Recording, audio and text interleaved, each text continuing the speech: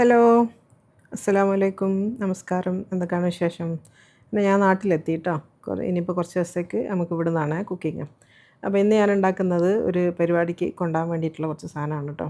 അപ്പോൾ ഞാനിതാ ഒരു 2 കിലോ മൈദ എടുക്കുന്നുണ്ട്. 2 kg മൈദൻ്റെ അളവിലാണ് പറയണത്. അപ്പോൾ 2 കിലോ മൈദ ഞാൻ വലിയൊരു പാത്രത്തിലേക്ക് ഇട്ട് കൊടുത്തിട്ടുണ്ട്. അതിലേക്ക് ഇതാ ആവശ്യത്തിന് ഉപ്പ് ഇട്ട് കൊടുക്കുക.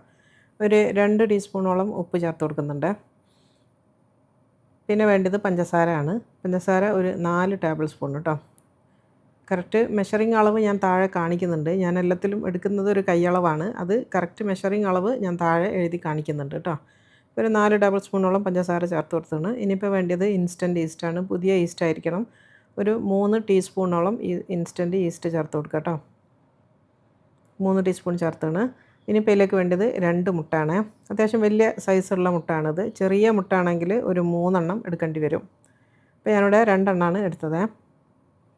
ഇനിയിപ്പോൾ വേണ്ടത് കുറച്ച് തൈരാണ്. പുളി ഇല്ലാത്ത തൈരാണ് വേണ്ടത് കേട്ടോ. കുറവുള്ള യോഗട്ടാണ് വേണ്ടത്. അപ്പോൾ അതാ ഒരു 3 ടേബിൾ സ്പൂണോളം ഞാൻ യോഗട്ട് 3 ടേബിൾ സ്പൂൺ അല്ല, ഒരു 3/4 കപ്പ് ഉണ്ടാവും. ഈ ഒരു ടേബിൾ സ്പൂൺ എന്ന് പറയുന്നത് കറക്റ്റ് മെഷറിംഗ് അല്ല. 3/4 കപ്പോളം ചേർത്ത് കൊടുത്തതാണ്. ഇനി അതിലേക്ക് ഇതൊരു 100 ഗ്രാം ബട്ടറും കൂടി ചേർത്ത് കൊടുക്കുന്നുണ്ട്. അൺസോൾട്ടഡ് ബട്ടറാണ്. റൂം ടെമ്പറേച്ചറിലായതിന് ശേഷം മാത്രമേ ചേർക്കാനും പാടുള്ളൂ. ഇനി ഇത് നന്നായിട്ട് കൈവച്ചിട്ടൊന്ന് കുഴച്ചെടുക്കുക. ഇനി ആദ്യം നന്നായിട്ട് ഇതൊന്ന് മിക്സ് ചെയ്തതിന് ശേഷം ഇതിലേക്ക് ആവശ്യത്തിന് പാൽ ഒഴിച്ചിട്ടാണ് നമ്മളിത് കുഴച്ചെടുക്കുക. അപ്പോൾ എനിക്കിവിടെ ഈ ഒരു അളവിലേക്ക് കുഴയ്ക്കാനായിട്ട് ആവശ്യമായിട്ട് വന്നത് 1/2 ലിറ്റർ പാലാണ് കേട്ടോ. ഒരു പാക്കറ്റ് പാൽ എന്നുവെച്ചാൽ 1/2 ലിറ്റർ പാൽ.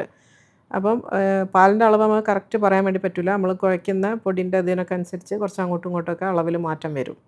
നല്ല സോഫ്റ്റ് ആയിരിക്കണം, എന്നാൽ സ്റ്റിക്കി പാകമൊന്നും ആവാനും പാടില്ല കേട്ടോ. അപ്പോൾ കുഴച്ചിട്ട് തന്നെ നല്ല സോഫ്റ്റാക്കി എടുക്കുക. അപ്പോൾ എൻ്റെ അടുത്ത് ഇവിടെ മെഷീനൊന്നുമില്ല, കൈ വെച്ചിട്ട് തന്നെ നന്നായിട്ട് കുഴച്ചെടുക്കുന്നുണ്ട്. ഈ ഒരു പാകത്തിൽ ആയിക്കഴിഞ്ഞാൽ ഒരു 10-15 മിനിറ്റ് നേരം കൈ വെച്ചിട്ട് ഇങ്ങനെ സോഫ്റ്റാക്കി കുഴച്ചെടുക്കണം. ഇപ്പോൾ ഇത് റെഡി ആയിട്ടുണ്ട്. ഇതിന് ഞാൻ റെസ്റ്റ് ചെയ്യാൻ വേണ്ടി വേറൊരു പാത്രത്തിലേക്ക് മാറ്റി കൊടുക്കുന്നുണ്ട് കേട്ടോ. ഒന്നുകിൽ നിങ്ങൾ ക്ലീൻ റാപ്പ് ഉണ്ടെങ്കിൽ അത് വെച്ചിട്ട് കവർ ചെയ്താലും മതി. ഞാൻ ഇങ്ങനത്തെ ഒരു പാത്രത്തിൽ വെച്ചിട്ട് 1 അവർ ഇത് മാറ്റി വെക്കുകയാണ്. എന്നിട്ടാണ് ഇത് നമ്മൾ എടുക്കുകയുള്ളൂ കേട്ടോ. അതവിടെ മാറ്റി വെക്കുന്നുണ്ട്.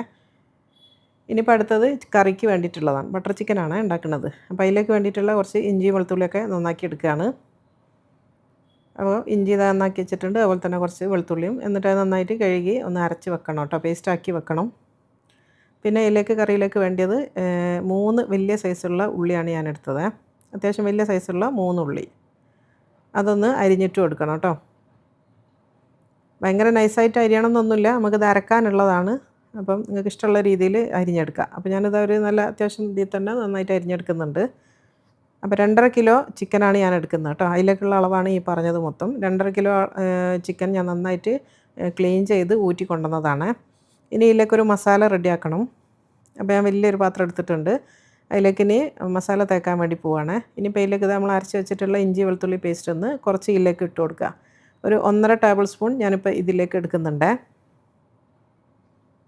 1.5 ടേബിൾ സ്പൂൺ ചേർത്ത് കൊടുത്തിട്ടുണ്ട്. ഇനി ഇതിലേക്ക് മുളക് പൊടിയാണ്. ഞാനിവിടെ എടുക്കുന്ന മുളക് പൊടി കാശ്മീരി മുളക് പൊടിയാണ്. ഒരു 3 ടേബിൾ സ്പൂണോളം മുളക് പൊടി ചേർക്കുന്നുണ്ട്. ഇതിൻ്റെ മെഷറിംഗ് അളവാണ് ഞാൻ താഴെ പറയുന്നത് 3 ടേബിൾ സ്പൂൺ കേട്ടോ. പിന്നെ അതിലേക്ക് 1 ടീസ്പൂൺ മഞ്ഞൾപ്പൊടി ചേർത്ത് കൊടുത്താണ്. പിന്നെ വേണ്ടത് മല്ലിപ്പൊടിയാണ്. അതും ഒരു 1.5 ടേബിൾ സ്പൂൺ കേട്ടോ. മെഷറിംഗ് അളവാണെങ്കിൽ 1.5 ടേബിൾ സ്പൂൺ ചേർത്ത് കൊടുത്തിട്ടുണ്ട്. ഇനിയിപ്പോൾ വേണ്ടത് ഗരം മസാല ആണ്. അത് 1.5 ടീസ്പൂൺ കേട്ടോ. 1.5 ടീസ്പൂൺ ഗരം മസാല ചേർത്തത്. ഇനി ഇതിലേക്ക് ആവശ്യത്തിന് ഉപ്പ് ചേർത്ത് കൊടുക്കുക. ഒരു 2 ടീസ്പൂൺ ഉപ്പ് വേണം. ഇനി ഇതിലേക്ക് കുറച്ച് തൈര്.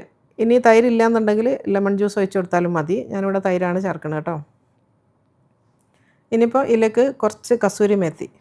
ഇതിങ്ങനെ വാങ്ങിക്കാൻ കിട്ടുന്നത് തന്നെയാണ് കസൂരി മേത്തി. അത് 1 ടേബിൾ സ്പൂണോളം ചേർത്ത് കൊടുത്താണ്. ഇനി ഇതിലേക്ക് ആവശ്യത്തിന് വെള്ളം ഒഴിച്ച് കൊടുക്കുക. കുറഞ്ഞ ക്വാണ്ടിറ്റി മതിയേ. കുറച്ച് വെള്ളം ഒഴിച്ചിട്ട് നന്നായിട്ട് ഇതിനൊന്ന് മിക്സാക്കി എടുക്കുക. നമുക്ക് ചിക്കനിലേക്ക് പുരട്ടി വെക്കാനുള്ളതാണ്. അപ്പോൾ നന്നായിട്ട് മിക്സ് ചെയ്തിട്ടുണ്ട്. ഇനി ഇതിലേക്ക് നമ്മൾ കഴുകി ഊറ്റി കൊണ്ടുവന്നിട്ടുള്ള ആ ഒരു ചിക്കൻ കംപ്ലീറ്റ് ഇതിലേക്ക് ഇട്ടിട്ട് ഒന്ന് നന്നായിട്ട് മസാല തേച്ചെടുക്കണം. ഇനി സമയം ഉണ്ടെന്നുണ്ടെങ്കിൽ നിങ്ങൾക്കിത് 1 മണിക്കൂറൊക്കെ റെസ്റ്റ് ചെയ്യാൻ വെച്ചാൽ അത്രയും നല്ലത് തന്നെയാണ്. ഞാനിവിടെ 1/2 മണിക്കൂറാണ് വെക്കുന്നത് കേട്ടോ. എനിക്ക് കൂടുതൽ സമയമില്ല. അപ്പോൾ അത് നന്നായിട്ട് ഒന്ന് മസാലയൊക്കെ ഒന്ന് പുരട്ടി വെക്കുന്നുണ്ട്. എല്ലായിടത്തും മസാല ആവുന്ന രീതിയിലായിരിക്കണം കേട്ടോ. പിന്നെ ഒരുപാട് നേരം സമയമില്ലാത്തതുകൊണ്ടാണ് കുറച്ചധികം വെള്ളം ഒഴിച്ചിട്ട് നന്നായിട്ട് മസാല ആക്കിയത്. അപ്പോൾ പെട്ടെന്ന് പിടിച്ച് കിട്ടും. അപ്പോൾ നന്നായിട്ട് മാറ്റി വെക്കുക. ഇനി അതൊരു 1/2 മണിക്കൂർ ഇതവിടെ നിൽക്കട്ടെ. ഇനിയിപ്പോൾ അത് അരമണിക്കൂർ നമുക്ക് റെസ്റ്റ് ചെയ്യണ സമയം കൊണ്ട് നമുക്ക് ഇനി നമ്മൾ അരിഞ്ഞ് വെച്ചിട്ടുള്ള ആ ഒരു ഉള്ളിയും അതുപോലെ തന്നെ ഇഞ്ചി വെളുത്തുള്ളി തക്കാളി ഇതൊക്കെ ഒന്ന് വേവിച്ചെടുക്കാനുണ്ട് കേട്ടോ. അത് അരക്കാനുള്ളതാണ്. ആദ്യം ഒന്ന് വഴറ്റിയെടുത്തതിന് ശേഷമാണ് നമ്മളത് അരക്കുക. അപ്പോൾ അതിനുള്ള ഇനി വലിയൊരു ചെമ്പ് ഞാൻ വേറെ വെച്ച് കൊടുക്കുന്നുണ്ട്. അപ്പോൾ അതാ ഞാൻ വലിയൊരു ചെമ്പ് വെച്ച് കൊടുത്തിട്ടുണ്ട്. അതിലേക്ക് ഇനി നമ്മൾ അരിഞ്ഞ് വെച്ചിട്ടുള്ള ഉള്ളി ഇട്ടിട്ട് വഴറ്റിയെടുക്കണം. അപ്പോൾ ഞാനിവിടെ ഉള്ളി ആ ഒരു 3 ഉള്ളി അരിഞ്ഞ് വെച്ചതാണ്. ഞാൻ പറഞ്ഞല്ലോ ഇങ്ങനെ നൈസായിട്ട് അരിയണം എന്നൊന്നുമില്ല, അരക്കാനുള്ളതാണ്. കുറച്ച് തടിയിൽ അരിഞ്ഞാലും കുഴപ്പമൊന്നുമില്ല. ഇനി ഇതിലേക്ക് കുറച്ച് എണ്ണ ഒഴിച്ച് കൊടുക്കണം കേട്ടോ. ഇതിൽ ആദ്യം തന്നെ നമ്മൾ ഒരുപാട് എണ്ണയൊന്നും ഒഴിക്കണ്ട. കാരണം ഇതിൽ സ്റ്റെപ്പ് ബൈ സ്റ്റെപ്പായിട്ട് കുറേ എണ്ണ ഇതിൽ വരാനുണ്ട്. അപ്പോൾ ഒരു 2 ടേബിൾ സ്പൂൺ മതി കേട്ടോ. ആ ഒരു 2 ടേബിൾ സ്പൂണിൽ നമ്മൾ ഉള്ളി ഒന്ന് നന്നായിട്ടൊന്ന് വഴറ്റിയെടുക്കുക. ഉള്ളിൻ്റെ കളറ് മാറാൻ പാടില്ല. എന്നാൽ വാടി നല്ല എന്താ പറയുക ഒരു കളറില്ലാത്ത ഇതുപോലെ ആവില്ലേ, നല്ലൊരു ആ ഒരു രീതിയിൽ നന്നായിട്ട് വേവിച്ച് കിട്ടണം കേട്ടോ. നന്നായിട്ട് വേവണം, എന്നാൽ കളറ് മാറാൻ പാടില്ല. ഇനി ഇതിലേക്ക് പെട്ടെന്ന് വെന്ത് കിട്ടാൻ വേണ്ടിയിട്ട് ഞാനിതാ കുറച്ച് ഉപ്പ് ചേർത്ത് കൊടുക്കുന്നുണ്ട്. ആ ഒരു ഉള്ളിലേക്കുള്ള ഉപ്പ് ഞാൻ ചേർത്ത് കൊടുക്കുന്നുണ്ട്. എന്നിട്ട് ഇത് നന്നായിട്ടൊന്ന് വഴറ്റിയെടുക്കുക. ഇപ്പോൾ അതാ ഏകദേശം ഒന്ന് വാടി വന്നിട്ടുണ്ട്. ഇനി ഇതിലേക്ക് നമ്മൾ നേരത്തെ അരച്ച് വെച്ചിട്ടുള്ള ബാക്കി വെച്ച ആ ഒരു ഇഞ്ചി വെളുത്തുള്ളിയും കൂടി ചേർത്ത് കൊടുക്കുക. ഇതും ഒരു 1.5 ടേബിൾ സ്പൂൺ ഉണ്ട് കേട്ടോ. നമ്മൾ ചിക്കൻ മസാല തേക്കുന്ന സമയത്ത് 1.5 ടേബിൾ സ്പൂൺ ചേർത്തിട്ടുണ്ട്. ബാക്കി 1.5 ടേബിൾ സ്പൂൺ നമ്മൾ ഇതിലേക്കും ചേർത്ത് കൊടുക്കുക. ഇനി അതിൻ്റെ ഒരു പച്ചമണം മാറുന്ന വരെ നന്നായിട്ടൊന്ന് വഴറ്റിയെടുക്കുക. അതിന് ശേഷം ഇതിലേക്ക് ഇതാ തക്കാളിയാണ് ചേർക്കുന്നത്. 4 വലിയ സൈസുള്ള തക്കാളി ഞാൻ എടുത്തിട്ടുണ്ട് കേട്ടോ. നല്ല പഴുത്ത തക്കാളി ആയിരിക്കണം, നല്ല കളറുള്ള തക്കാളി ആയിരിക്കണം, എന്നാലാണ് കറിക്ക് നല്ല കളർ ഉണ്ടാവുള്ളൂ. അതുപോലെ തന്നെ കാശ്മീരി മുളകാണ് ഇതിൽ ഉപയോഗിക്കുക, എന്നാൽ നല്ല കളർ കിട്ടും. ഇനിയിപ്പോൾ ആ തക്കാളി ഒന്ന് വാടുന്ന സമയം കൊണ്ട് ഞാൻ കുറച്ച് അരക്കാനുള്ളതുണ്ട്. അപ്പോൾ ഞാനിവിടെ അണ്ടിപ്പരിപ്പാണ് എടുക്കേണ്ടത് കേട്ടോ. നിങ്ങൾ മുഴുവനായിട്ടുള്ള അണ്ടിപ്പരിപ്പാണെങ്കിൽ കുറച്ച് നേരം സോക്ക് ചെയ്തതിന് ശേഷം അരച്ചാൽ മതി. ഇത് അണ്ടിപ്പരിപ്പ് നുറുക്കിയതാണ് കേട്ടോ. നമുക്കിതിങ്ങനെ ഗൾഫിൽ വാങ്ങാൻ വേണ്ടി കിട്ടും. അതാണിത് നുറുക്കിയെടുത്തത്. ഏകദേശം ഒരു 1/2 കപ്പ് അണ്ടിപ്പരിപ്പ് നുറുക്കിയത് എടുത്തിട്ടുണ്ട്. ഇനി ഇതിലേക്ക് ഫ്രഷ് ക്രീം വെച്ചിട്ടാണ് നമ്മളത് അരച്ചെടുക്കുക കേട്ടോ. 200 ഗ്രാം ഫ്രഷ് ക്രീം ഇതിലേക്ക് റെഡിയാണ് കേട്ടോ. കറക്റ്റാണ്. ഈ ഒരളവിലേക്ക് 200 ഗ്രാം ഫ്രഷ് ക്രീം വേണം. എന്നിട്ട് നന്നായിട്ട് ഇതിനൊന്ന് നല്ല മഷി പോലെ അരച്ച് കൊണ്ടുവരണം കേട്ടോ. ആ ഒരു അണ്ടിപ്പരിപ്പിൻ്റെ ഒരു തരി പോലും ഉണ്ടാവാൻ പാടില്ല. നല്ല മയത്തിൽ അരച്ചെടുക്കുക. ഇപ്പോൾ അത് നന്നായിട്ട് അരച്ച് കൊണ്ടുവന്നിട്ടുണ്ട്. ഇപ്പോൾ നല്ല ഫൈൻ പേസ്റ്റായിട്ട് നന്നായിട്ട് അരച്ച് കൊണ്ടുവന്നിട്ടുണ്ട്. ആ ഒരു ക്രീം മുഴുവനായിട്ട് ഞാൻ ഇതിൽ ഒഴിച്ചിട്ടുമുണ്ട് കേട്ടോ. അത് കറക്റ്റ് അളവാണ്. ഇനിയിപ്പോൾ നമ്മളെ തക്കാളിയും ഉള്ളിയും എല്ലാം നന്നായിട്ട് വാടി വെന്ത് കുഴഞ്ഞ് വന്നിട്ടുണ്ട്. ഇതാണ് ഇതിൻ്റെ ഒരു പാകം കേട്ടോ. ഒരുപാട് ഉള്ളിൻ്റെ കളറ് മാറാൻ പാടില്ല, എന്നാൽ നന്നായിട്ട് വേവണം. ഇനിയിപ്പോൾ ഇത് ഞാൻ ചൂടാറാൻ വേണ്ടി വേറൊരു പാത്രത്തിലേക്ക് മാറ്റി കൊടുക്കുന്നുണ്ട്. ചെമ്പിൽ തന്നെ വെക്കുന്ന സമയത്ത് പെട്ടെന്ന് ചൂടാറി കിട്ടൂല. അപ്പോൾ ഞാൻ വേറൊരു പാത്രത്തിൽ വെച്ചിട്ട് ഒന്ന് ചൂടാറാൻ വേണ്ടി വെക്കുന്നുണ്ട്. ഇനിയിപ്പോൾ ആ സെയിം ചെമ്പിൽ തന്നെ കുറച്ചും കൂടെ എണ്ണ ഒഴിച്ചിട്ട് നമ്മൾ ചിക്കൻ ഒന്ന് ഫ്രൈ ചെയ്ത് എടുക്കണം കേട്ടോ. കുറഞ്ഞ എണ്ണ മതി, ഒരുപാട് അങ്ങ് മുങ്ങിപ്പൊരിയുന്ന രീതിയിലല്ല. ഇനി ഇതാ എണ്ണ ചൂടായിട്ടുണ്ട്. ഇനി നമ്മൾ 3-4 ബാച്ചായിട്ട് ഇത് നിറച്ചും ഇട്ടിട്ട് ഞാൻ പൊരിച്ചെടുക്കുന്നുണ്ട് കേട്ടോ. വലിയ ചെമ്പ് വെച്ചുകൊണ്ട് തന്നെ എനിക്കിത് ഒരു 3 പ്രാവശ്യം ഇടുമ്പോഴത്തേക്ക് ഫുള്ളായിട്ട് പൊരിഞ്ഞ് കിട്ടിയിട്ടുണ്ട്. പിന്നെ ഈ ഒരു ബട്ടർ ചിക്കൻ ഉണ്ടാക്കുന്ന സമയത്ത് എപ്പോഴും ശ്രദ്ധിക്കേണ്ടതെന്ന് പറഞ്ഞാൽ ചിക്കൻ ഫ്രൈ ചെയ്യുന്ന സമയത്ത് ഒരു 1/4 ഭാഗം മാത്രമേ വേവാൻ പാടുള്ളൂ കേട്ടോ. പകുതിയിലധികം മുഴുവനായിട്ട് വെന്ത് പോകാൻ പാടില്ല ചിക്കൻ. എന്നാൽ ഹൈ ഫ്ലെയിമിലാണ് നമ്മളിത് ഫ്രൈ ചെയ്യേണ്ടത്. അടുത്ത് നിന്നും കൊണ്ട് പെട്ടെന്ന് തിരിച്ചും മറിച്ചും ഇട്ട് കൊടുക്കുക കേട്ടോ. കളർ ഒരുപാട് മാറാൻ പാടില്ല. ഒരു മീഡിയം തീനെക്കാട്ടിലും കുറച്ചും കൂടെ തീ കൂട്ടി വെക്കണം. എന്നിട്ടൊരു 3 മിനിറ്റ് മതി ഒരു ഭാഗം. എന്നിട്ട് തിരിച്ചു വിട്ടിട്ട് ഒരു 3 മിനിറ്റ്, അല്ലെങ്കിൽ ഒരു മാക്സിമം 4 മിനിറ്റ്. നാട്ടിലത്തെ ചിക്കന് കുറച്ചും കൂടെ വേവാൻ പണിയാണ്. അപ്പോൾ ഒരു 4 മിനിറ്റ് വെച്ചോ. ഒരു ഭാഗം 4 മിനിറ്റും തിരിച്ചിട്ടിട്ടും 4 മിനിറ്റ് ഞാൻ വേവിച്ചതിന് ശേഷം അത് കോരി എടുക്കുകയാണ് കേട്ടോ. അത് ഫസ്റ്റ് ബാച്ചാണ്. ഇതേപോലെ ഇനി ബാക്കിയുള്ള ചിക്കൻ കംപ്ലീറ്റ് ഇതേപോലെ ഒന്ന് ഫ്രൈ ആക്കി എടുക്കണം.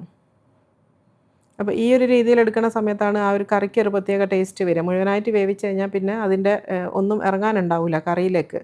ഇനിയിപ്പോൾ നമ്മൾ ആ വേവിച്ച് വെച്ചിട്ടുള്ള ഉള്ളിയൊക്കെ നന്നായിട്ട് ചൂടൊക്കെ ആറിയിട്ടുണ്ട് കേട്ടോ. ഇതും കുറച്ച് അധികം ക്വാണ്ടിറ്റി ഉള്ളതുകൊണ്ട് നമ്മൾ 2 പ്രാവശ്യം ആക്കിയിട്ട് അരച്ചെടുക്കണം. നേർപകുതി ഞാൻ ഒറ്റ പ്രാവശ്യം ഒരു മിക്സിയിലിട്ട് കൊടുത്തിട്ടുണ്ട്. ഇനി ഇത് അരയാൻ വേണ്ടിയിട്ട് കുറച്ച് വെള്ളം ഞാൻ ഒഴിച്ച് കൊടുക്കുന്നുണ്ട് കേട്ടോ.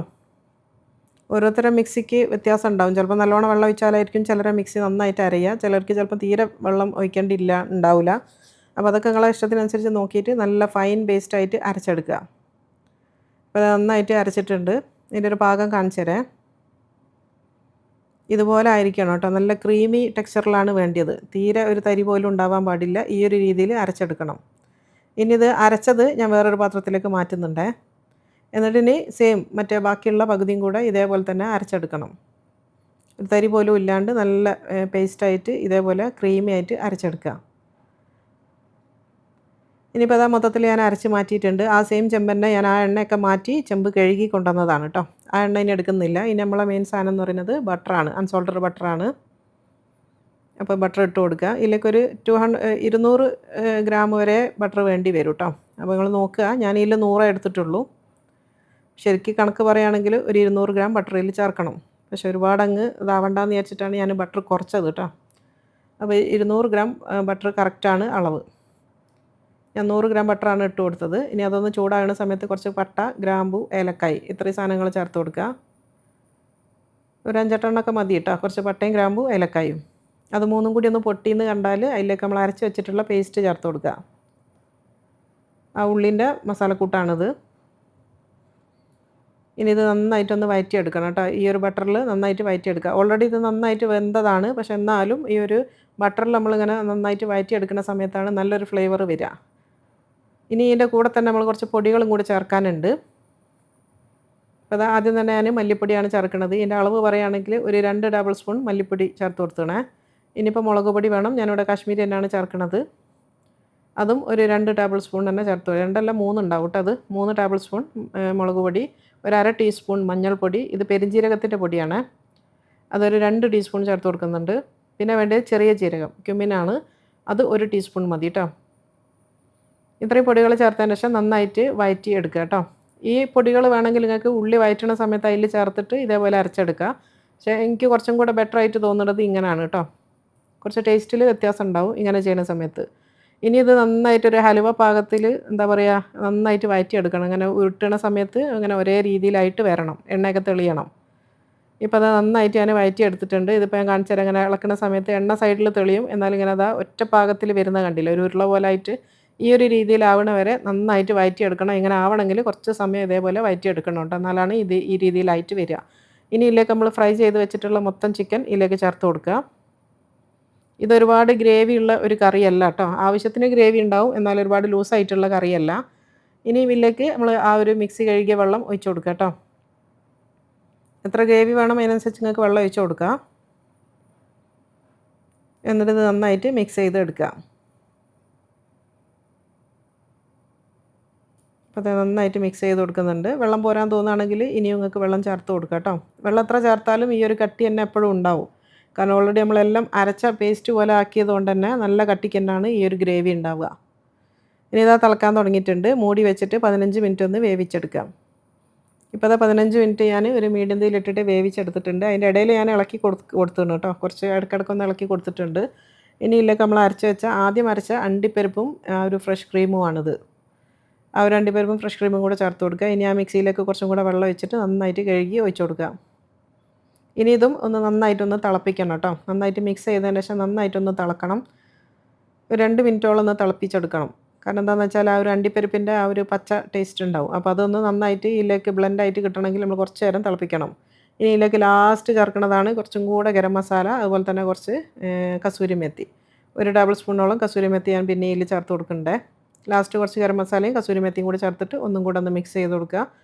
ഇതിന് നന്നായിട്ടൊന്ന് തിളച്ച് കഴിഞ്ഞാൽ നമ്മൾ അടിപൊളിയായിട്ടുള്ള കറി ഇവിടെ റെഡിയായി കേട്ടോ. ഇതിപ്പോൾ ഞാൻ വേറെ വിളമ്പുന്ന പാത്രത്തിലിട്ടിട്ട് ഭംഗിയിൽ വെക്കണമൊന്നുമില്ല. കാരണം ഇത് ഒരു സൽക്കാരത്തിന് കൊണ്ടുപോകാനുള്ളതാണ്. അപ്പോൾ അവിടുന്ന് ഞാൻ മൊത്തത്തിൽ വെച്ചിട്ടുള്ള ഫോട്ടോ അയക്കാമെന്നല്ലാണ്ട് ഇത് ഇങ്ങനെ ഇവിടെ വെച്ച് നിർത്തുകയാണ് കേട്ടോ ഞാൻ. ഇതാണ്. ഇനിയിപ്പോൾ ഇതാ അടുത്തത് നമ്മൾ ബട്ടൂരിൻ്റെ മാവ് ഇവിടെ കൊണ്ടുവന്നിട്ടുണ്ട്. എൻ്റെ പെങ്ങളെ മോളെ വീടാണ് കേട്ടത്. ഖദീജാൻ്റെ വീടാണ്. അവിടെ നിന്നാണ് ഇത് ബാക്കിനെ. ഇവിടെ നമ്മൾ പരത്തിയിട്ട് ഇത് പൊരിച്ചെടുക്കുകയാണ്. അപ്പോൾ കുറച്ച് കട്ടിയിലാണ് നമുക്ക് വേണ്ടിയത്. ഞാനെപ്പോഴും പറയുന്നതാണ് ബട്ടൂര പൊരിക്കുന്ന സമയത്ത് കുറച്ചൊരു കട്ടി വേണം.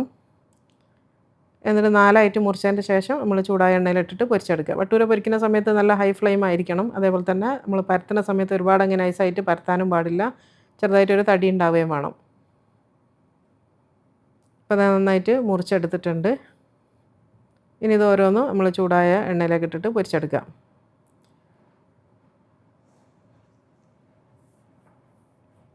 ഒരു 3-4 എണ്ണമൊക്കെ ഒന്നിച്ച് പോകും. വലിയ ചട്ടിയാണിത്. അപ്പോൾ ഇടുന്ന സമയത്ത് തന്നെ വേഗം വേഗം പൊങ്ങി വന്നോളൂ കേട്ടോ. എപ്പോഴും പറയുന്നതാണ് നമ്മൾ ബട്ടൂരിൻ്റെ കൂടെ ഏറ്റവും നല്ല കോമ്പിനേഷൻ എന്ന് പറയുന്ന സാധനമാണ് ഈ ഒരു ബട്ടർ ചിക്കൻ എന്ന് പറയുന്നത്. എപ്പോഴും ബട്ടൂരിൻ്റെ കൂടെ നോൺ വെജ് കറിയാണ് നല്ല ടേസ്റ്റ്. ബട്ടൂര ചോലൻ്റെ കൂടെയൊക്കെ നല്ല ടേസ്റ്റ് തന്നെയാണ്. പക്ഷേ നോൺ വെജ് കൂടുതൽ ഇഷ്ടമുള്ള ആൾക്കാർക്ക് എനിക്ക് തോന്നുന്നു അതായിരിക്കും ഇഷ്ടപ്പെടുക കൂടുതൽ. അപ്പോൾ അതാ ഫസ്റ്റ് ബാച്ച് ഇവിടെ റെഡി ആയിട്ടുണ്ട്. ഇതേപോലെ ബാക്കിയുള്ള എല്ലാം ഞാൻ ഇതേപോലെ പൊരിച്ചെടുക്കുന്നുണ്ട് കേട്ടോ. അപ്പോൾ ഇന്നിപ്പോൾ ഇത് സെപ്പറേറ്റ് ആയിട്ട് ഞാൻ ഫോട്ടോ ഒന്നും എടുത്തിട്ടില്ല. നമ്മളെ പരിപാടിൻ്റെ മൊത്തത്തിലുള്ള ഒരു ഫോട്ടോ ഞാൻ ഇതിൻ്റെ കൂടെ ഉൾക്കൊള്ളിച്ചാണ്. അപ്പോൾ ഇന്നത്തെ വീഡിയോ എല്ലാവർക്കും ഇഷ്ടമായിട്ടുണ്ടാവുമെന്ന് വിചാരിക്കുന്നു. ഇഷ്ടമായിരുന്നെങ്കിൽ ലൈക്ക് ചെയ്യാനും ഷെയർ ചെയ്യാനും എന്തെങ്കിലും ഒന്ന് കമൻറ്റായിട്ട് അറിയിക്കാനും മറന്നു പോകരുത്. അപ്പോൾ ഇൻഷാ അല്ലാഹ് ഇനി അടുത്ത നല്ലൊരു വെറൈറ്റി റെസിപ്പി ആയിട്ട് കാണാം. അസ്സലാമു അലൈക്കും.